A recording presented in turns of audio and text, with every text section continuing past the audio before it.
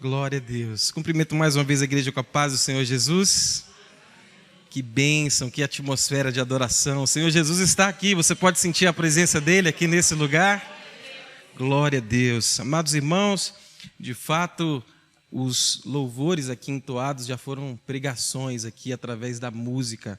Desde o louvor com a nossa orquestra, o nosso coral, o MCA e agora com a Rebeca, minha irmãzinha caçula. Eu tenho o privilégio de conviver desde que ela nasceu, esse presente de Deus para todos nós.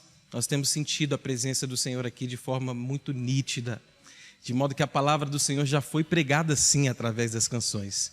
Se você esteve atento, o Senhor Jesus já falou ao seu coração e trouxe respostas a ele. Mas como a palavra dele é uma fonte inesgotável, eu creio que ele ainda há de falar conosco nesta noite. Portanto, eu te convido a abrir a palavra do Senhor em Gênesis capítulo 29. Nós vamos ler do versículo 31 ao 35. Enquanto você encontra, nós queremos receber aqui em nome dos nossos pastores, com muita alegria, o diácono Luiz Lima, que congrega ali na Assembleia de Deus da L2 Sul. Por favor, de pé, irmão Luiz Lima, diácono Luiz Lima, que é pai da missionária Aninha, nossa guerreira do Baleia Kids. Que Deus abençoe, amado irmão Luiz Lima. Vamos saudá-lo? Seja bem-vindo. Em nome de Jesus, sinta-se muito bem em nosso meio, amado irmão Luiz. Gênesis, capítulo 29, a partir do versículo 31. Quem encontrou, diga glória a Deus. Amém. Diz assim a palavra do Senhor. Quando o Senhor viu que Lia era desprezada, concedeu-lhe filhos. Raquel, porém, era estéril. Lia engravidou e deu à luz a um filho, e deu-lhe o nome de Ruben. Pois dizia, o Senhor viu a minha infelicidade. Agora, certamente o meu marido me amará. Lia engravidou de novo e, quando deu à luz a outro filho, disse, porque o Senhor ouviu que sou desprezada, deu-me também este, pelo que o chamou Simeão. De novo engravidou e, quando deu à luz mais um filho, disse, agora, finalmente, meu marido se apegará a mim, porque já lhe dei 3 filhos. Por isso deu-lhe o nome de Levi. Engravidou ainda outra vez. E quando deu à luz mais outro filho, disse, desta vez, agora sim, louvarei ao Senhor. Amém? Apenas até aqui. Amados irmãos, essa é uma passagem conhecida de todos nós, e a mensagem também através desse texto é conhecida de todos os irmãos. Mas, como eu disse, a palavra do Senhor é uma fonte inesgotável, e eu creio que Ele há de falar conosco mais uma vez nessa noite. Essa é uma passagem muito conhecida, como disse, se encontra aqui já no terço final do livro de Gênesis, esse livro tão importante que dá introdução, dá início à Bíblia Sagrada. Como grande parte dos irmãos sabem, o Antigo Testamento, a primeira palavra do texto geralmente dava nome, dava título ao livro. O livro de Gênesis, portanto, tem como primeira palavra Bereshit, que significa no princípio, que é justamente o livro de Gênesis sobre o que ele vai tratar, sobre o princípio, sobre a origem, sobre a gênese de todas as coisas. Um grande estudioso da palavra de Deus, D.C. Morgan, divide o livro de Gênesis em 3 grandes partes. A primeira parte vai do primeiro capítulo até o versículo 25 do capítulo 2, que se ocupa de nos descrever a geração de todas as coisas. Já a segunda divisão, do capítulo 3 ao capítulo 11, fala sobre a degeneração dessas coisas. E a terceira e última parte, que vai do capítulo 12 ao 50, se centraliza na regeneração. Nós vemos, portanto, 3 divisões claras no livro de Gênesis, e não somente no livro de Gênesis, mas em toda a Bíblia Sagrada. Nós, inclusive, aprendemos hoje na escola bíblica dominical que a palavra de Deus, a revelação de Jesus Cristo, se dá de forma progressiva, de modo que nós vemos claramente esses 3 atos em toda a narrativa da Bíblia Sagrada. A geração, Cristo, Deus, cria todas as coisas perfeitamente. A entrada do pecado gera a queda e todas as coisas começam a se degenerar. Mas o nosso Deus, Ele é especialista em regenerar todas as coisas. E ainda que Satanás houvesse achado que tinha vencido, o Cordeiro de Deus, na verdade, já tinha sido nos dado antes da fundação do mundo. O nosso Deus não é pego de forma alguma de surpresa. ainda que a queda já estivesse sendo arquitetada pela serpente, a regeneração já havia sido arquitetada muito e muito antes. E a terceira parte, portanto, do livro de Gênesis começa a nos descrever a regeneração dessa criação perfeita por Deus que fora maculada pelo pecado. E mais uma vez eu quero te relembrar que regeneração é a especialidade do nosso Deus. Ele diz: haja, uma palavra dele, e todo o caos se transforma em criação perfeita, e tudo quanto ele faz não é simplesmente bom, é muito, muito bom. Portanto, há esperança para mim, há esperança para você. O nosso Deus que permite, e nós com os nossos próprios erros, que acabamos caindo ou nos degenerando por conta do pecado, lembre-se que Jesus Cristo já nos propiciou a regeneração. E o que é impossível para os homens é possível para Deus. O nosso Deus é especialista em regenerar, em nascer de novo. Ele pode regenerar tudo, tudo na minha e na sua vida. E o propósito inicial desse livro de Gênesis, tão conhecido por todos nós, é mostrar como Deus escolheu um povo, o povo de Israel, para ter uma relação de aliança com ele. E aqui nós damos continuidade às pregações através das canções. Nós acabamos de louvar com a Rebeca a música Abraão, em que é descrita lá no capítulo 12 de Gênesis, onde se começa a regeneração das coisas.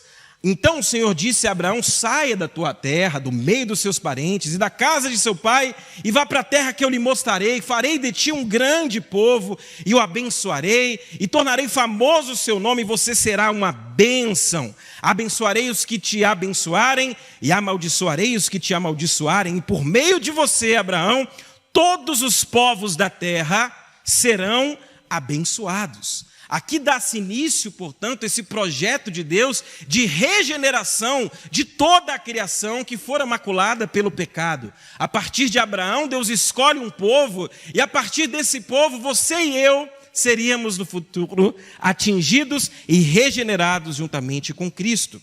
De Abraão nasce o filho da promessa, Isaque. Isaque casa-se com Rebeca. Rebeca gera filhos gêmeos, Esaú e Jacó, que não eram simplesmente filhos, mas já eram duas nações. Nós conhecemos a história de Esaú e Jacó, uma história entre irmãos, cheia de conflitos, cheias de litígios, mas a partir dali nós vemos o plano de Deus se cumprir mais uma vez, e de Jacó, que posteriormente chama-se Israel, esse plano regenerador de Deus começa ou continua agindo. Jacó, portanto, agora chama-se Israel, e o nosso Deus é chamado Deus de Abraão, de Isaque e o Deus de Jacó. Nós percebemos então que o nosso Deus tem propósitos não simplesmente para mim e para você. Os propósitos de Deus, na verdade, são multigeracionais. É por isso que nós acabamos de abençoar aqui uma linda criança, filha do irmão Dalton, e nós cremos que ela faz parte de uma geração abençoada. Os nossos filhos serão bem-aventurados, os nossos filhos serão bem-sucedidos, os nossos filhos serão profetas para essa geração que carece da palavra de Deus. E os propósitos de Deus são multigeracionais. Isso nos mostra que nós não somos o centro do universo, mas temos o privilégio de participar desse grande plano regenerador do nosso Deus, que começou lá com Abraão, de modo que nós temos que de fato levantar os nossos olhos e perceber que os planos dele, meus irmãos, de fato são maiores. Não é à toa que nós acabamos de cantar que ele nos surpreende. Os planos deles, meus irmãos, de nosso Deus, eles são além da nossa capacidade de imaginação. O que o Senhor Deus tem preparado para mim e para a sua vida, nem olhos viram, nem ouvidos ouviram. Nós não somos capazes de contemplar o que o Senhor tem preparado para nós, aqueles que o amamos.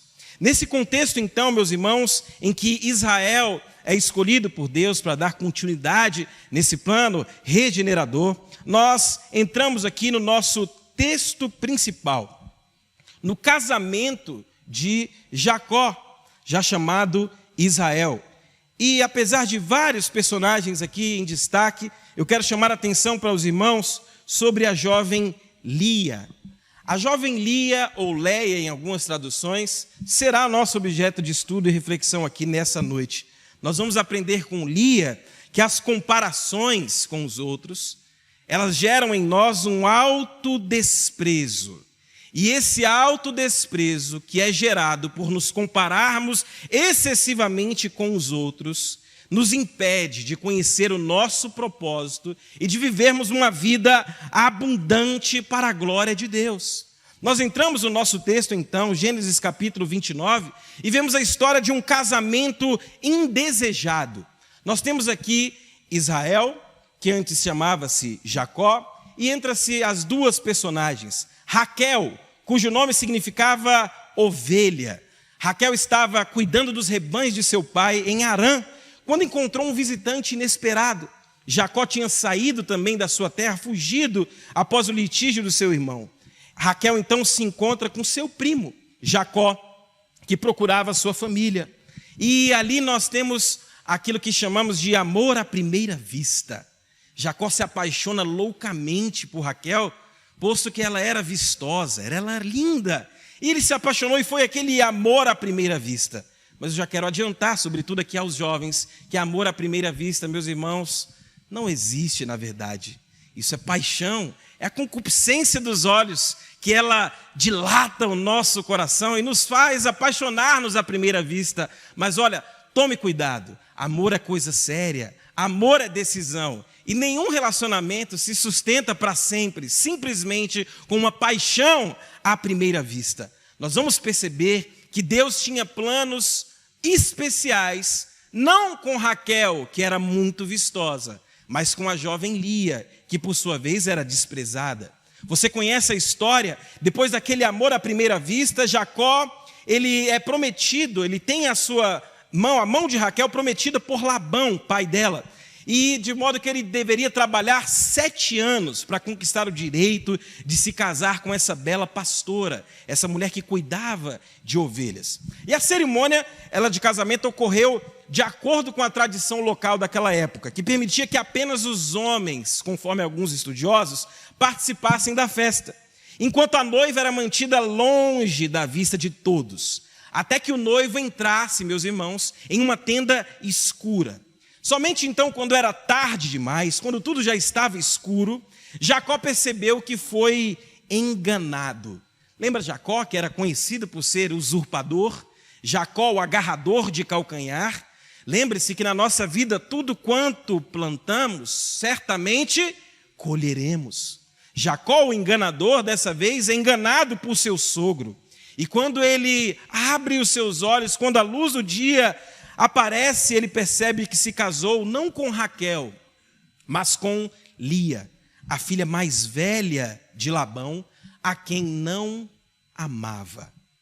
E nós podemos conhecer mais de Lia através da leitura desse texto. Lia é descrita na Bíblia como alguém que tinha olhos meigos, olhos sem brilho.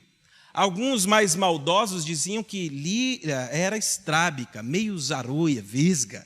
Mas não podemos afirmar isso. Na verdade, ela simplesmente não era tão chamativa quanto Raquel. Isso pode ser alguma referência a algum problema de visão sobre ela, mas o que nós podemos concluir é que ela não era tão atrativa fisicamente. E por meio de um ato enganoso de seu pai, Lia então se torna esposa de Jacó em lugar da prometida Raquel. Mas, ainda que Lia tenha no mínimo aceitado participar da fraude de seu pai, nós percebemos aqui uma qualidade de Lia. Ela era uma filha muito obediente. E apesar de participar de toda essa trama de seu pai, ela o honrou, o obedeceu e buscou sim ser uma esposa, uma mulher virtuosa. Só que aqui nós vamos indo para o centro da nossa mensagem. O que nós aprendemos com Lia é que ao entrar nesse casamento, meus irmãos, arranjado, ela não tinha o amor de seu marido. O seu amor era louco de paixão pela sua irmã. E isso colocou em Lia um desejo ardente de ser amada. E esse desejo ardente de ser amada fez com que ela se sentisse desprezada. E esse autodesprezo, como disse no início, ele era retroalimentado à medida em que ela se comparava com a sua irmã Raquel. Ela vivia sob constante comparação com a bela Raquel, se esquecendo que, apesar de não estar sendo vista por seu marido, o Senhor jamais tirou os olhos de Lia. Mesmo sendo desprezada por seu marido, mesmo sendo carente, mesmo não sendo tão vistosa, o texto bíblico é claro em nos dizer que o Senhor viu que Lia era desprezada. Meus irmãos, o nosso desprezo, ele é sempre levado em consideração pelo nosso Senhor. O Senhor não está alheio ao nosso sofrimento. Para com esse coitadismo de achar que ninguém te enxerga, ninguém te vê e ninguém compreende o seu sofrer. Eu quero te lembrar nessa noite que, ainda que Deus esteja em silêncio, hoje Ele cessa o silêncio e diz ao seu coração que Ele está de olho em tudo. Ele contempla assim o seu sofrimento, Ele contempla assim a sua tribulação e Ele te diz nessa noite: acalma-te. Aquieta-te, pois os meus planos de fato são surpreendentes.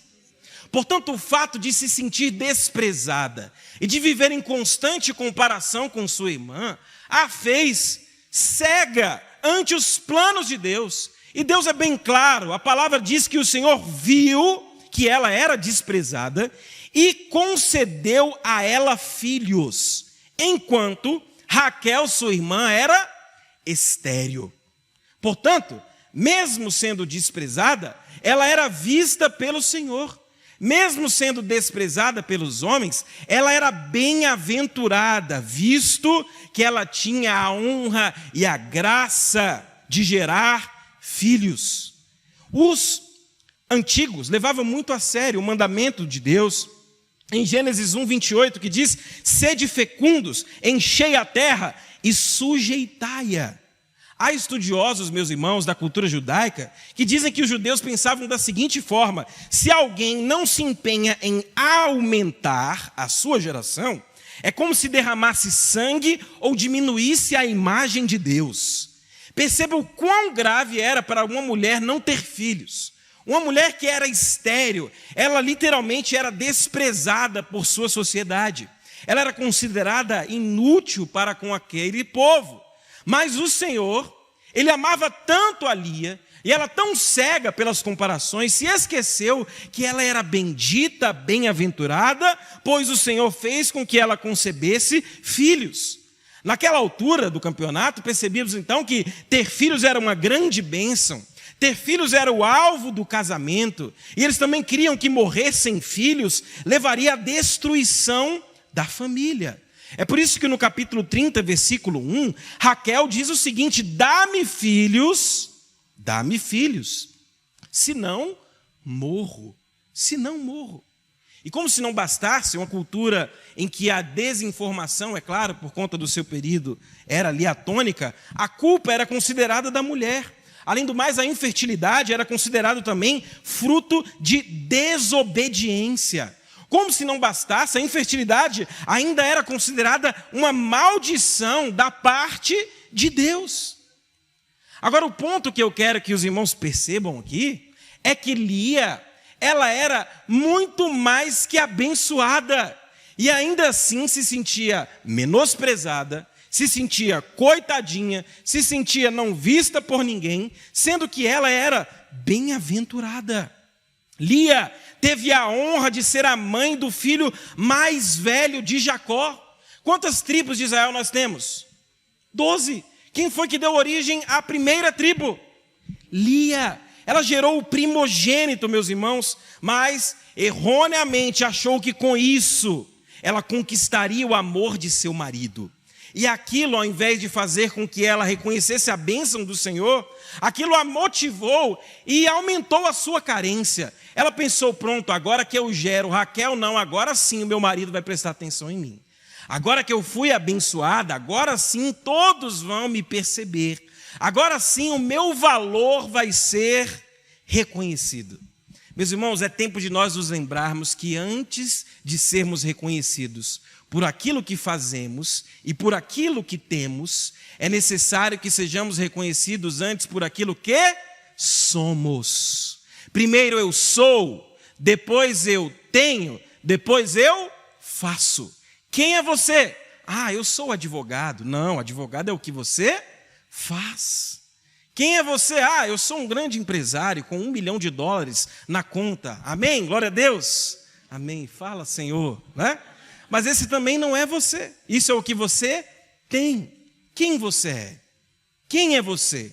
Qual é a sua identidade? Se você de fato crê no Filho de Deus, você é lavado e remido pelo sangue dele, e pela sua graça imerecida você pode bater no seu peito e dizer: eu sou filho de Deus. Mas a todos quantos creram em seu nome, deu-lhes o poder de serem chamados filhos de Deus. Não é todo mundo que é filho de Deus não, meu irmão. Todos somos criaturas, criações, mas filho de Deus é só aquele que crê em Cristo Jesus como Senhor de sua vida. Lembre-se de quem você é. Lia era desprezada e ficava se comparando com aquilo que ela tinha. Ela achava que o seu valor era dado pelas suas posses ou pela bênção que o Senhor lhe deu. Nós percebemos então que Lia era uma mulher extremamente frustrada, mesmo sendo abençoada por Deus. Lembra da maldição que era considerada a infertilidade? Ela, por sua vez, era bem-aventurada e ainda assim se sentia infeliz, simplesmente por se comparar com sua irmã e por mendigar o amor de seu marido. E como nós chegamos a essa conclusão? Ora, através dos nomes dos filhos de Lia. No Antigo Testamento, os nomes tinham significados e diziam muito sobre a pessoa. E os nomes também, na maior parte das vezes, eram teofóricos, eles se referiam a Deus. Por exemplo, Jonatas, que significa o Senhor Deus. Ou Elias, meu Deus é o Senhor.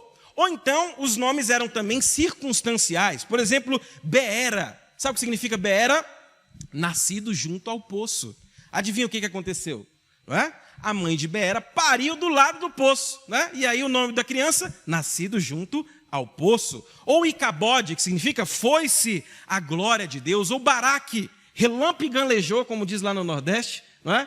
E aí deram o nome do menino de Baraque, que significa relâmpago. Os nomes, por sua vez, eles eram teofóricos ou eram circunstanciais. Eles mostravam também muito sobre a circunstância em que a criança nasceu. Eram tão bem elaborados como o meu nome tão chique, Harbet, não é verdade? Que significa o quê? Minha mamãe está ali. Eu fui descobrir esses dias, meus irmãos, que na verdade meu nome não é simplesmente uma invenção do United States of Maranhão, né? Meu nome, na verdade, pastor, descobri que vem de Herbert, do alemão, que é uma variação de Herbert. Harbet significa guerreiro vencedor. Glória a Deus, né? Nunca mais me senti desprezado por conta do meu nome. Agora tiro onda. E o meu filho, né, se for menino, nós vamos saber amanhã, se Deus quiser, o nome dele vai ser João Harbet, né? Que a gente tem que passar as gerações aí dos nomes elegantes da nossa família. Mas, diferentemente de Harbet, portanto, os nomes tinham relação com as circunstâncias. E olha só os nomes dos filhos de Lia, que nós lemos aqui em Gênesis, meus irmãos, capítulo 29. Olhem aí na sua Bíblia, versículo 32. Obrigado, Renato. E concebeu Leia e teve um filho, e chamou o seu nome Ruben. Olha o nome da criança, Ruben. Dizendo, porque o Senhor atendeu a minha aflição, por isso, agora me amará o seu marido. Olha só o que significa Ruben, em uma transliteração aqui livre. Ruben significa, eis aqui um filho, ou significa, aqui está um filho. Ou outro tradutor ainda mais profundo, diz que Ruben tem origem no hebraico de Reuben, que formado significa, ele viu. Isso demonstra claramente a carência de Lia por ser notada, por ser vista por seu marido. Por isso ela dá o nome do seu filho de ele viu. Agora sim, com essa bênção, o meu marido vai prestar atenção em mim. E o ponto que eu quero chegar, meus irmãos, é que nós devemos nos lembrar que, ainda que não sejamos notados pelos outros, nós sempre seremos notados por Deus. E nós não devemos buscar ser visto pelo que temos ou pelo que fazemos, mas pelo que somos. E o Salmo 33, verso 13 diz que dos céus olha o Senhor e vê toda a humanidade. Do seu trono ele observa todos os habitantes da terra. Além do mais, o Salmo 34:15 diz que os olhos do Senhor voltam-se para os justos e os seus ouvidos estão atentos ao seu grito de socorro. O Salmo 17, verso 8 diz também: protege-me como a menina dos teus olhos. 1 Samuel 16, verso 7 diz que o Senhor não vê como vê o homem, pois o homem vê o que está diante dos olhos, mas o Senhor, porém, olha para o coração. Não há nada, meus irmãos, que passe desapercebido diante do nosso Deus. Ele te vê. Não seja carente de ser notado pelo pastor presidente, pela sua esposa, pelos seus familiares, pelo seu chefe. Antes de tudo, preocupe-se em ser visto por Deus. Não apenas preocupe-se, apenas deleite-se, porque o Senhor sim está nos vendo. Deleite-se na vista do Senhor sobre a sua vida. Como se não bastasse, é como se Deus estivesse dizendo: olha, você é abençoada, para de ser carente. Aí o Senhor vai e dá outra bênção para ela. Olha só, versículo 33. E concebeu outra vez, enquanto Raquel continuava estéril. E chamou agora, porquanto o Senhor ouviu que eu era aborrecida. E me deu também este, e chamou o seu nome de Simeão. E o que significa Simeão? Qual a circunstância? Simeão significa ele ouviu, ou ouvinte. Ela antes tinha carência de ser vista, como se não bastasse, tinha carência de ser ouvida. Quantos, meus irmãos, mendigam para que a sua voz seja ouvida e se esquecem que temos o privilégio de sermos ouvidos pelo Senhor. Quantos de nós nos preocupamos com o que os outros dizem ou não dizem sobre nós e nos esquecemos sobre o que Deus diz sobre nós? Porque os olhos do Senhor estão sobre os justos e, repito, os seus ouvidos estão atentos à sua oração. Mas o rosto do Senhor volta-se contra os que praticam o mal. Os ouvidos do Senhor, portanto, estão atentos a quem ora. Quantos já se sentiram mal por não ouvir a voz de Deus? Quantos reclamam do silêncio do Senhor? E de fato há períodos de silêncio do Senhor. Mas há um período de silêncio do Senhor que é provocado por nós mesmos. Sabe quando? Quando não abrimos as nossas Bíblias. E sobretudo quando não oramos. Muitos de nós somos carentes de sermos ouvidos. Muitos de nós somos caçadores de profetas justamente por sermos carentes de ouvir Deus falar aos nossos corações. Quando a palavra do Senhor já nos disse que a mão do Senhor não está encolhida para que não possa salvar, nem o seu ouvido agravado para poder nos ouvir. Os ouvidos do Senhor estão atentos ao nosso clamor, mas para que Ele fale contigo, é necessário que em primeiro lugar você faça o quê? Você ore. Ore. Feche a porta do seu quarto e lembre-se que a palavra do Senhor nos garante que o Senhor nos ouve. Ele nos ouve e Ele nos vê. Partindo para o final, meus irmãos, tantas bênçãos, já era para Lia ter se ligado que ela era bem-aventurada e ela devia a partir de então agradecer ao invés de ficar murmurando e se comparando e sendo carente com sua irmã, certo? Primeiro ela gera Rúben, significa carência de ser vista. Depois Simeão, carência de ser ouvida. Como se não bastasse, olha o versículo 34, e concebeu outra vez. E teve um filho dizendo: agora, esta vez se ajuntará meu marido comigo, porque 3 filhos lhe tenho dado. Por isso lhe chamou o seu nome Levi. Ela continua correndo atrás de bênçãos, continua sendo abençoada e continua achando que ela precisa dessas bênçãos para ser reconhecida. Levi significa ligado, unido, vinculado a alguma coisa. ela era carente de estar unida a seu marido.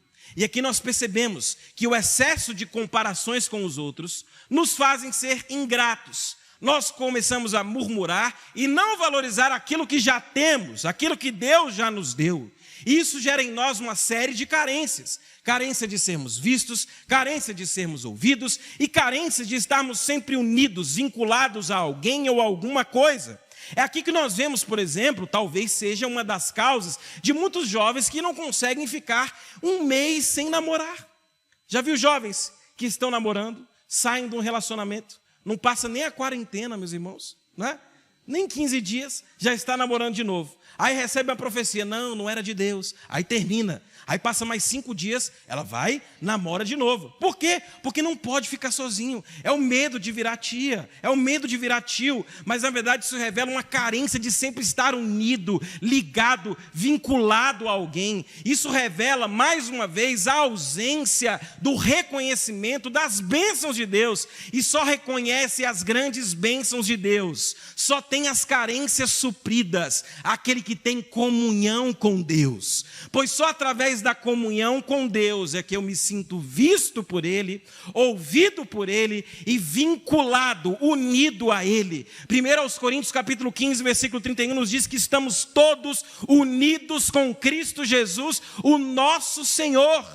A partir da igreja, que é o corpo de Cristo, nós todos estamos unidos e somos um com Ele. Portanto, se estamos com Ele, não carecemos de estar vinculado a alguém para suprir carências. Eu me vinculo a alguém não para suprir carências, mas para cumprir propósitos. Esse é o nosso fim. Deus nos vê, nos ouve e se vincula a nós. Como já avançamos no tempo, eu vou encerrar. Mas, meus irmãos, você já se tocou que você é bem-aventurado, que o Senhor te abençoe e que você não precisa ser carente, certo? Mas Lia, meus irmãos, parece que, meu Deus, ela não se tocava. Mas vamos ver se agora, com mais uma bênção, ela abre a sua mente. Olha o versículo 34, 35, melhor dizendo. E concebeu outra vez, meus irmãos, a irmã dela era considerada amaldiçoada. Ela já gerou aqui 3 filhos e ainda assim está murmurando. Mas ela concebe outra vez e teve um filho, dizendo, esta vez louvarei ao Senhor. Por isso chamou o seu nome Judá e cessou de ter filhos. É certo que Lia posteriormente teve mais filhos, mas aqui ela cessa de dar filhos. A sequência de bênçãos seguidas aqui, ela é quebrada. Isso porque agora parece que ela entendeu que ela é bem-aventurada e que ela não carece de bênçãos para ser amada pelo Senhor e reconhecida por Ele. E quando ela entende tudo isso, ela cessa de dar filhos. Ela reconhece, como se dizendo, desta vez eu louvarei ao Senhor. Eu sou amada pelo Pai, eu sou unida ao Pai, eu sou ouvida pelo Pai. Por isso, não tenho que carecer de nada, portanto eu louvarei ao Senhor. E Judá significa justamente isso, exaltado, glorificado, louvado. Esse nome seria uma derivação da expressão hebraica, que era considerada uma exaltação de agradecimento a Deus. Meus irmãos, percebemos então que ela entendeu o seu propósito. O propósito do homem é glorificar a Deus em todas as coisas. Ela entendeu que ela não precisava ser mais carente. E nós temos que aprender com Lia, que somos bem-aventurados. Cristo já nos deu todas as coisas. Somos salvos em Cristo Jesus e filhos dele. Porque somos filhos de Deus, não carecemos de sermos vistos, ouvidos ou estarmos vinculados a ninguém. Aprendemos que as bênçãos de Deus, na verdade, elas são uma bênção, como o próprio nome diz. Mas antes disso tudo é necessário que a nossa identidade seja estabelecida em Deus. Porque bênçãos, títulos, reconhecimentos e posses nunca, mas nunca provarão o seu valor.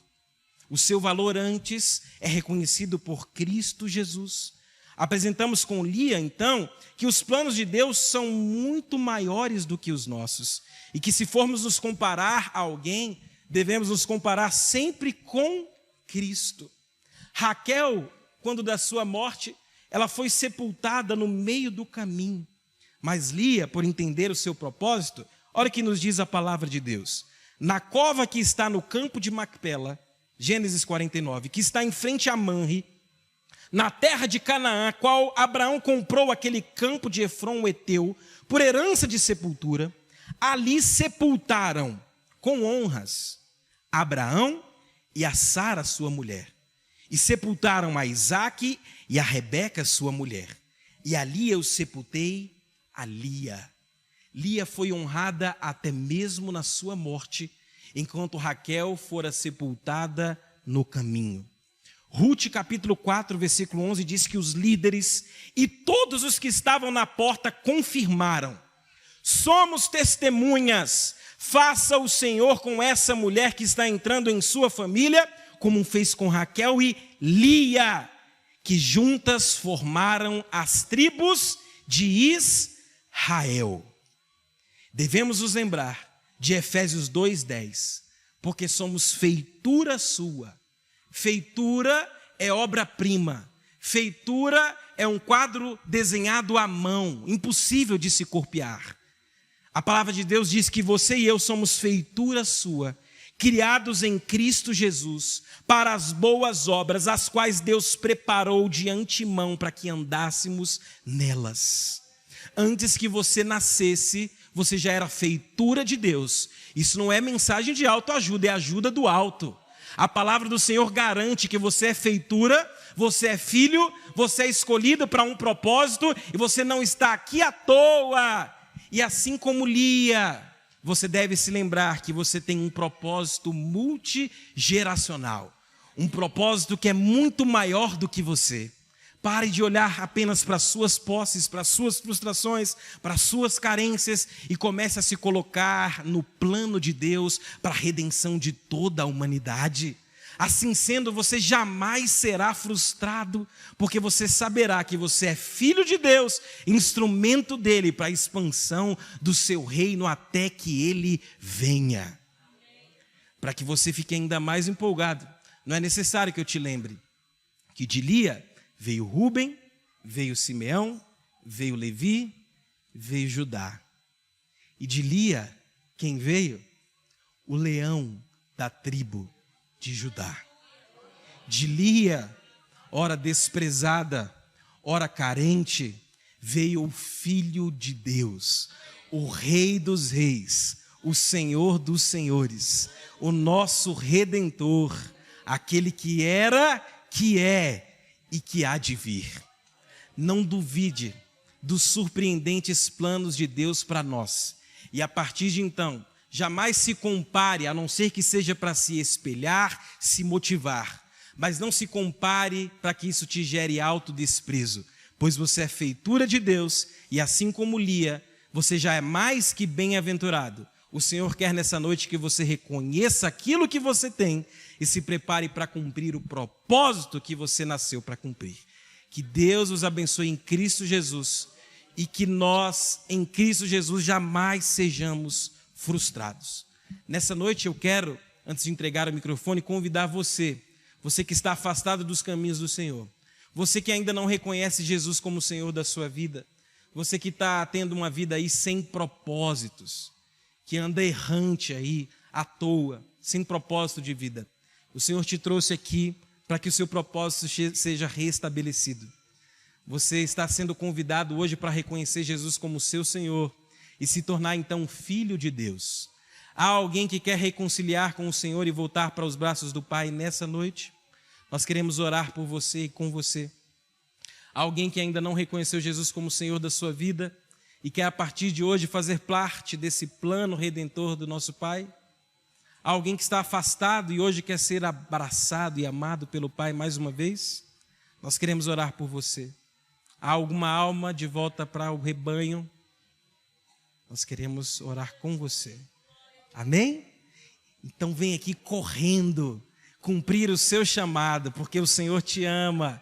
E esse culto cumpriu o seu propósito, para que você fosse resgatada pelo Pai nessa noite. Meus irmãos, quando uma alma, um pecador se arrepende, há festa nos céus, não é verdade? Então vamos louvar ao Senhor com mais efusividade, vamos aplaudir ao Senhor com mais intensidade, por essa alma que volta para o rebanho do Senhor. Glória a Deus. Como você se chama? Viviane. Glória a Deus. Viviane foi apresentada aqui hoje pelo pastor Alexandre. Viviane, seja bem-vinda de volta aos braços do Pai. Ele te ama. Essa noite foi marcada por Ele, para que hoje você começasse a construir uma nova história. Regeneração é a especialidade dele. O Senhor Jesus, ele fez isso com toda a humanidade que já estava caída pelo pecado. Como não fará por mim e por você? Ele te ama, ele te quer bem, e a partir de hoje se prepare para se sentir amada por ele, abraçada. Toda a vida pregressa fica no mar do esquecimento. Ainda que a sua mente, a sua consciência, o próprio Satanás venha te acusar, lembre-se, Cristo já pagou tudo na cruz do Calvário. Quando a acusação vier sobre você, você joga a cruz sobre ela. Você é amada e escolhida, e a partir de hoje, você é um instrumento para o reino de Deus. Todos concordamos? Pai, nós te rogamos pela vida da Viviane, te agradecemos, Pai, porque hoje ela voltou ao seu aprisco. A tua palavra nos garante, Pai, que as suas ovelhas ouvem a sua voz, elas jamais se perdem. E hoje nós te louvamos, Pai, porque a sua voz bradou ao coração da Viviane. Obrigado, Espírito Santo, por convencê-la. Só tu tens o poder de convencer-nos do pecado, da justiça e do juízo. Pai, aqui é um exército teu, Senhor. Toda a Catedral Baleia está unida num propósito, Pai, de abençoar a Viviane. E nós declaramos, Pai, pela autoridade que o Senhor nos confiou, que Viviane é mais que vencedora, Senhor. Que Viviane é filha de Deus.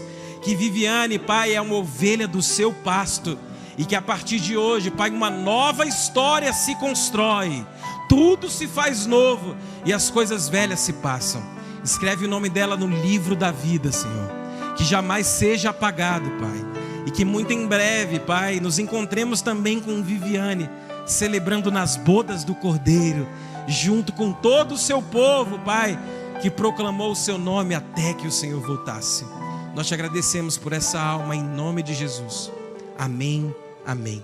Que Deus os abençoe. Parabéns, Viviane. Que Deus te abençoe em Cristo Jesus. Vamos louvar ao Senhor mais uma vez pelo retorno da Viviane. Glória a Deus. Eu devolvo aqui ao nosso pastor presidente, pastor João.